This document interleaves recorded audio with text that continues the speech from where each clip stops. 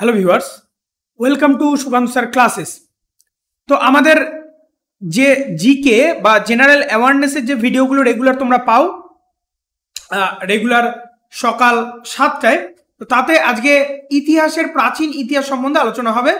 এটা দেখো হিস্ট্রির 9 number video, ঠিক আছে। আগের ভিডিওগুলো সমস্তটাই কিন্তু আমাদের প্লেলিস্ট তৈরি করা আছে, তোমরা পর দেখে নাও। কে সংস্কৃত ভাষার প্রথম ব্যাকরণবিদ ছিলেন বলে 4টা অপশন আছে। এই ধরনের বাছাই করা PYQ অর্থাৎ প্রিভিয়াস ইয়ার কোশ্চেন অ্যান্সার নিয়ে আমাদের ভিডিওগুলো চলে। Upcoming PSC clerkship, miscellaneous, railway, WBP, KP সমস্ত রকম এক্সামের জন্য কিন্তু এই ধরনের ভিডিওগুলো তোমাদের ইম্পর্টেন্ট হচ্ছে, ঠিক আছে।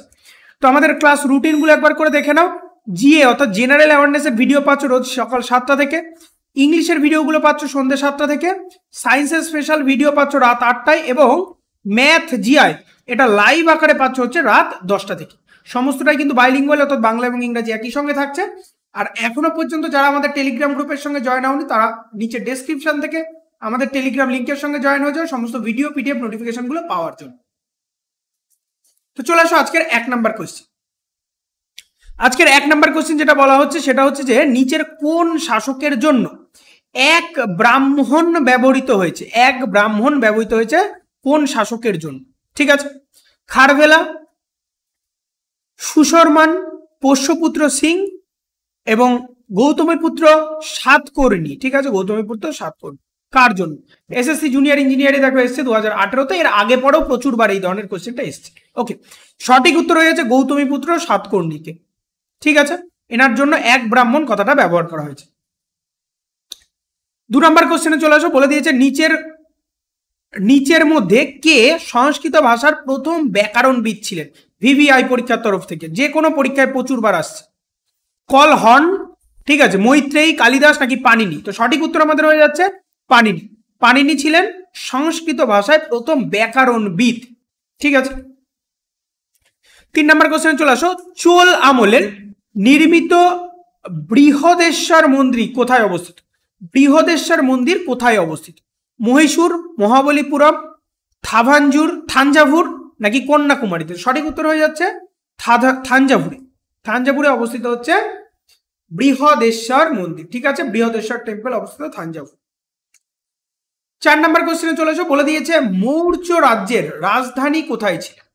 মৌর্য রাজ্যের রাজধানী ছিল পাটলিপুত্র, বৈশালী, লুম্বিনী নাকি গয়া? তো সঠিক উত্তর আমাদের হয়ে যাচ্ছে মৌর্যের রাজধানী ছিল পাটলিপুত্র। ঠিক আছে, পাটলিপুত্রতে ছিল মৌর্য বংশের রাজধানী।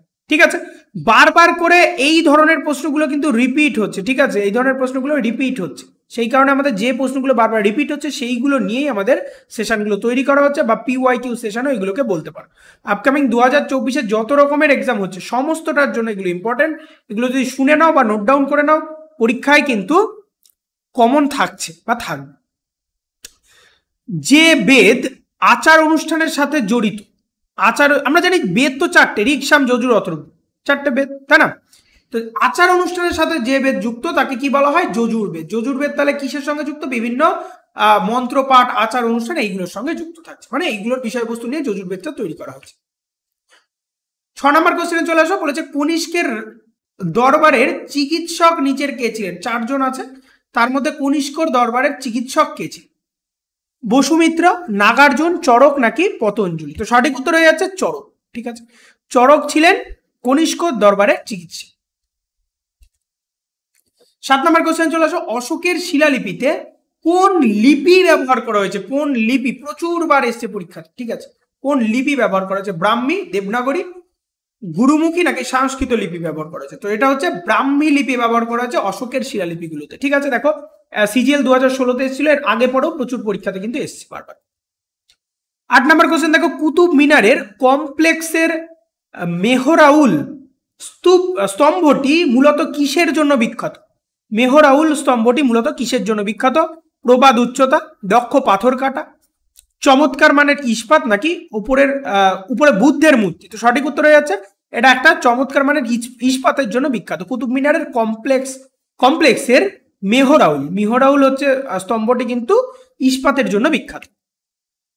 অজন্তা গুহা সম্পর্কে কোনটি সত্য নয়?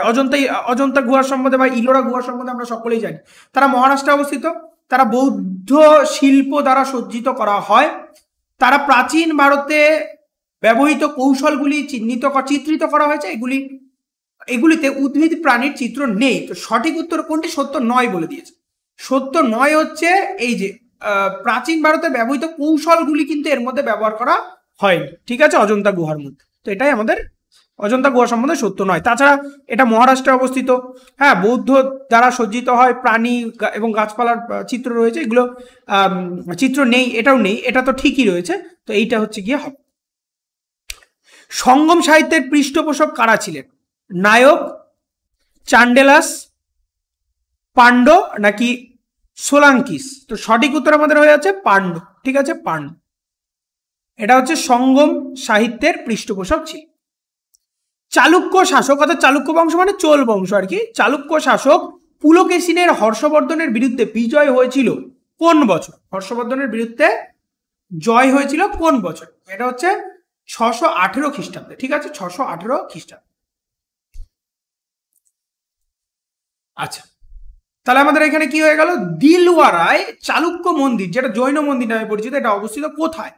দিলওয়ারা রাজ্যটা অ্যাকচুয়ালি কোথায় অবস্থিত? এটা হচ্ছে রাজস্থানে, দিলওয়ারাটা অবস্থিত রাজস্থানে, ঠিক আছে, এবং এখানে একটা জৈন মন্দির রয়েছে, সেটাকে চালুক্য মন্দির বলা হচ্ছে। অজন্তা ইলোরার গুহা, অজন্তা ইলোরার গুহা নিচের কোন শহরের কাছে অবস্থিত? মাউন্ট আবু, ঔরঙ্গাবাদ, বিজাপুর নাকি মাদুরাই? সঠিক উত্তর হয়ে যাচ্ছে ঔরঙ্গাবাদের কাছে অবস্থিত অজন্তা ইলোরা গুহা। বোঝা গেল? মহারাষ্ট্রের অবশ্যই।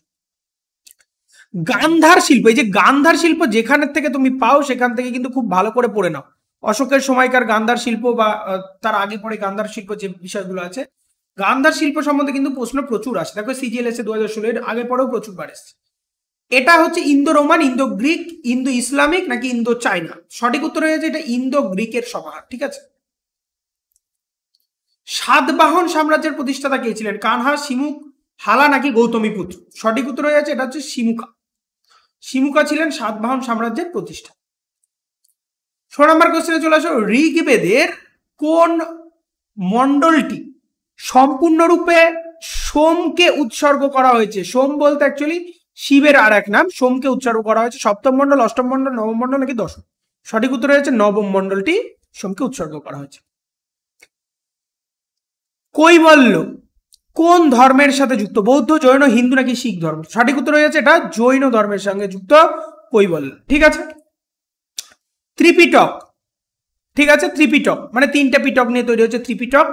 সূত্রপিটক, বিনয় পিটক এবং অভিধর্ম পিটক। কি বললাম তাহলে? ত্রিপিটকের ভাগগুলো সূত্রপিটক, বিনয় পিটক এবং অভিধর্ম পিটক। এই যে 3টে আমাদের পিটক নিয়ে ত্রিপিটক গঠন হয়েছে, এটা কার পবিত্র গ্রন্থ? হিন্দু, জৈন, পার্সি নাকি বৌদ্ধ? সঠিক উত্তর এটা হচ্ছে বৌদ্ধদের ধর্মগ্রন্থকে বলা হয় ত্রিপিটক। সত্যমেব জয়তে শব্দটি কোন উপনিষদ থেকে এসছে? ভিভিআই পরীক্ষার তরফ থেকে এটা হচ্ছে এসছে মুন্ডক উপনিষদ থেকে, ঠিক আছে। এইগুলো সব বাদবাকিগুলো সমস্তটা কিন্তু উপনিষদের নাম, মনে রাখতে হবে। তো মুন্ডক থেকে এসছে হচ্ছে সত্যমেব জয়তে। উপনিষদ হলো মহান মহাকাব্য, গল্পের বই, হিন্দু দর্শনের উৎস নাকি আইনের বই? তো উপনিষদ হচ্ছে হিন্দু দর্শনের উৎস। উপনিষদ কি? হিন্দু দর্শনের উৎস। সিন্ধু সভ্যতার মানুষ পূজা করত কিসের? বিষ্ণু, পশুপতি, ইন্দ্র নাকি ব্রহ্মার? তো সঠিক উত্তর হয়ে যাচ্ছে সিন্ধু সভ্যতার মানুষ পূজা করতে হচ্ছে পশুপতির। বোঝা গেল? মহাবলীপুরমের মনোলিথিক শিলা মন্দিরগুলির জনপ্রিয় নাম কি? রথ, প্রসাদ, মাথিকা নাকি গন্ধকুটি? সঠিক উত্তর হয়ে যাচ্ছে এটা রথ, ঠিক আছে। মহাবলীপুরমের মনোলিথিক শিলাগুলির নাম হচ্ছে রথ। নিচের মধ্যে কে কুষাণ রাজবংশের শাসক ছিলেন? কুষাণ রাজবংশের শাসক কে ছিলেন? বিক্রমাদিত্য, দন্তি দুর্গা, প্রথম খাদফিসেস নাকি পোষ্যমিত্র? সঠিক উত্তর হয়ে যাচ্ছে প্রথম খাদফিসেস ছিলেন কুষাণ রাজবংশের একজন শাসক। প্রত্যেকটা রাজবংশের শাসকের নাম, ঠিক আছে, রাজবংশ যেগুলো আছে এদের মধ্যে থেকে প্রশ্ন কোথা থেকে আসে বলতো?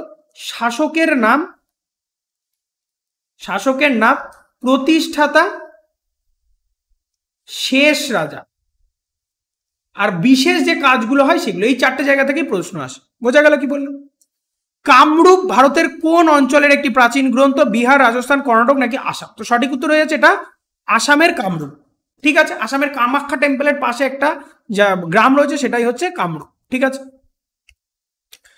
নিচের কোন মুদ্রায় গৌতম বুদ্ধ সারনাথে তার প্রথম ধর্মের উপদেশ দেন প্রথম কোথায়?